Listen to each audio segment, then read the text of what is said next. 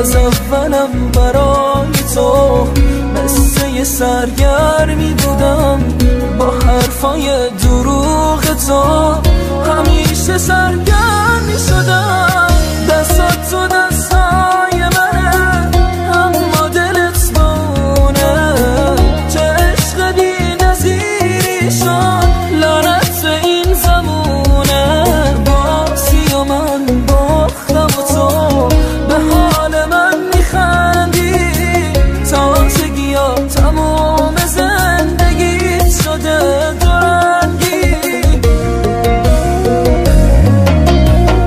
هر کی بخواد زودی میاد تو قلبتون میشینه، به هر کی ساده دل میدی فرق من و تو اینه. دیگه نمیخوام ببینم حتی یه بار رنگ تو، نفرین من میسوزونه یه روز دل سنگ تو.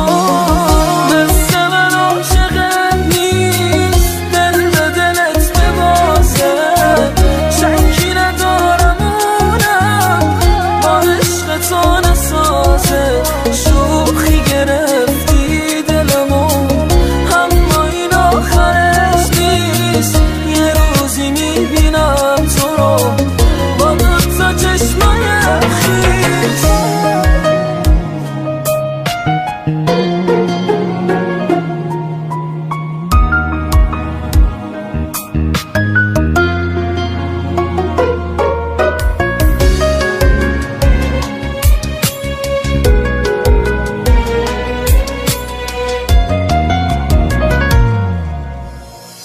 به حرفای دروغت تازه میکردم عادت، منو فقط میخواستی برا سو استفادت.